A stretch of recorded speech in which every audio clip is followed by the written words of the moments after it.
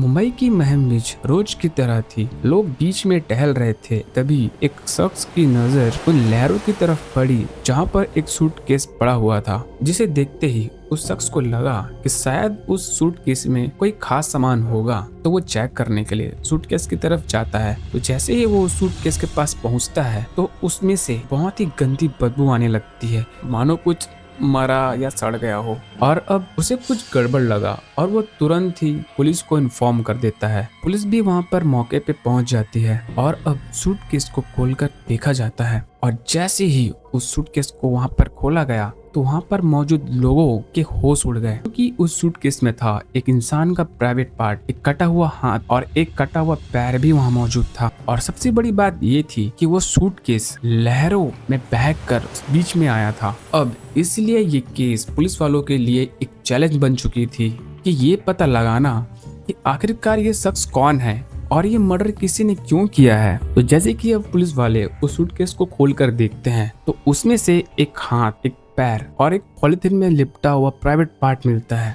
कुछ कपड़े भी मिले थे और जब उन कपड़ों की तलाश की जाती है तो उसमें ज़्यादा कुछ मिलता नहीं है, वो रेडीमेड नॉर्मल से कपड़े थे। तो अब जो पुलिस थी वो मछुआरों को बुलाकर समुद्र में जाकर सूटकेस या बैग जैसे चीज़ों को खोजने के लिए कहती है, ताकि अगर ऐसा बैग और हो वहाँ पे तो वो कलेक्ट किया जा सके।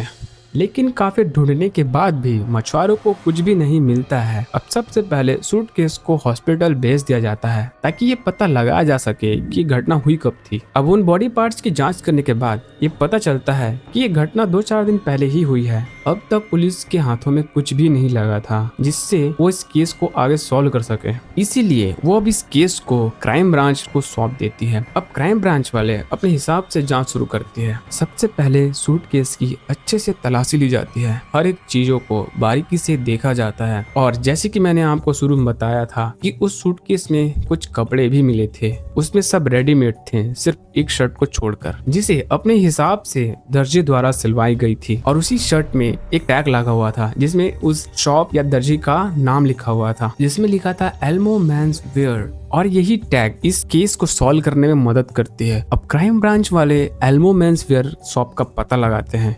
अब थोड़ी इन्वेस्टिगेशन करने के बाद पुलिस को इसकी लोकेशन मिल जाती है, जो थी कुर्ला पश्चिम बेलगामी रोड पर मौजूद है। अब बिना किसी देरी के पुलिस वहां पहुंच जाती है और उन्होंने वो शर्ट दिखाया जिसमें वो टैग लगा हुआ था। और उन्होंने वो शर्ट दिखाया और उनसे पूछा कि क्या ये शर्ट आपने सिली है। ये शॉप वाले ने बोला अगर ये शर्ट हमने सिली होगी तो इसका रिकॉर्ड हमारे रजिस्टर पे होगा। फिर काफी देर तक खोजने के बाद उन्हें फाइनली उस कपड़े का टुकड़ा मिल जाता है और उसके साथ एक नाम लिखा हुआ था और वो नाम था बेनेट रिबेलो।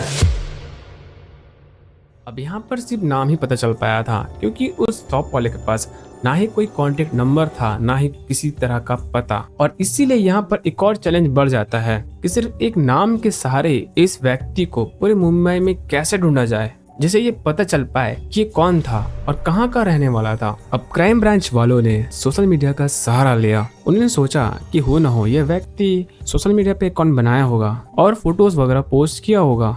और इसी सोच की वजह से पुलिस सोशल मीडिया पे उसकी तलाश शुरू करती है। सबसे पहले फेसबुक का सहारा लिया जाता है और फेसबुक पर बेनेट रिबेलो नाम लिखकर सर्च किया गया। अब नॉर्मल सी बात है, इस नाम से कई सारे व्यक्ति होंगे और उनमें से ये व्यक्ति कौन होगा ये भी पता लगाना एक बहुत बड़ा चैलेंज था, क्योंकि सिर्फ उसका नाम ही पता था और इसके अलावा पुलिस के पास और कोई इन्फॉर्मेशन नहीं था। लेकिन फिर भी तलाश तो करनी थी। अब पुलिस एक एक करके सभी बेनेट रिबेलो का प्रोफाइल चेक करना शुरू करती है।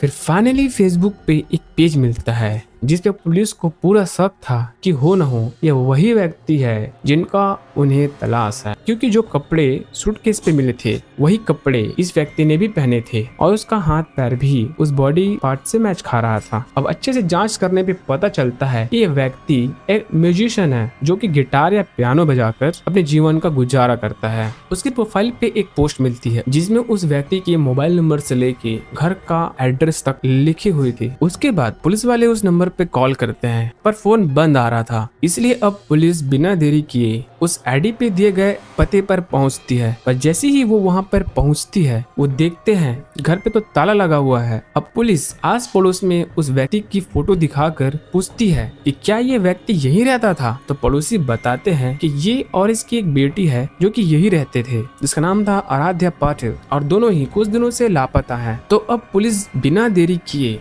घर का ताला तोड़ती है, अंदर जाके जांच करना शुरू करती है। अब जांच करते करते उन्हें एक नोटबुक मिलता है जिसमें लिखा था, I am a bad girl, जिसने मुझे पनाह दी, परवरिश की, मैंने उसी को खत्म कर दिया। Dad I am sorry, very very sorry, I am a bad girl. ये लाइन अपने आप में ही एक बहुत बड़ा मैसेज था पुलिस वालों के लिए। अभी तक पुलिस वाले ये सोच रहे थे कि उसकी बेटी के साथ भी ऐसा ही हुआ है जैसे उसके पिता के साथ हुआ है, पर ये लाइन पढ़ने के बाद उन्हें ये साफ साफ पता चल गया था कि मारने वाला कौन है और मरने वाला कौन, यानी कि बेनेट रेबिलो की बेटी ने ही उसके साथ ये सब किया था। अब पुलिस को उसी घर से आराध्या का नंबर भी मिलता है जिसे वो ट्रेस पे डाल देते हैं, लेकिन वो नंबर बंद था जिसकी वजह से उसका लोकेशन नहीं मिल रहा था। पर कुछ टाइम बाद वो नंबर चालू होता है जिससे पुलिस को उसकी लोकेशन मिल जाती है। फिर पुलिस तुरंत वहां पहुंच जाती है और आराध्या पाटिल भी वहीं मिल जाती है। और फिर पुलिस उससे पूछती है कि तुम यहाँ क्या कर रही हो और तुम्हारे पिता बेनेट रेबेलो कहाँ हैं? लड़की ने बताया, मेरे पिता म्यूजिक के सिलसिले में आउट ऑफ कंट्री गए हैं और मैं घर पर अकेली नहीं रह सकती, इसलिए मैं अपने फ्रेंड लोग के साथ यहाँ रुकी हुई हूँ। फिर पुलिस ने जब वो नोट आराध्या को दिखाया जिसमें वो सॉरी डैड वगैरह लिखी थी, तो वो समझ गई, पुलिस वालों को सारी सच्चाई पता चल गई है। उसके बाद वो खुद एक्सेप्ट कर लेती है ये सब उसने ही किया है, उसने ही अपने पिता को मारा और उसके टुकड़े कर बैग में डालकर नदी पे फेंक दिए। फिर आराध्या पाटिल ने बताया कि उसकी मुलाकात एक लड़के से होती है, दोनों की दोस्ती होती है, फिर दोनों के नंबर एक्सचेंज होते हैं और धीरे धीरे वो उनकी बातें प्यार में बदल जाती है। इसी बीच आराध्या ने अपने 16 साल के बॉयफ्रेंड को बताया, भले ही उसके पिता ने उसे गोद लिया है लेकिन वो उसका शोषण करता है, जिससे वो बहुत ज्यादा परेशान हो चुकी है और आराध्या पाटिल को बहुत ज्यादा गुस्सा आ रहा था। शाम को बेनेट रेबेलो अपने घर आता है तो आराध्या पाटिल अपने पिता से सवाल जवाब करती है कि उसने उसके साथ ऐसा क्यों किया, उसने उसे अच्छे से परवरिश क्यों नहीं की। फिर बेनेट रेबेलो अपने एक गिटार को उठाकर उस लड़के को मारने की कोशिश करता है, क्योंकि वो समझ चुका था कि उसने ही आराध्या को भड़काया है, क्योंकि आज से पहले उसने ऐसा कभी नहीं किया था।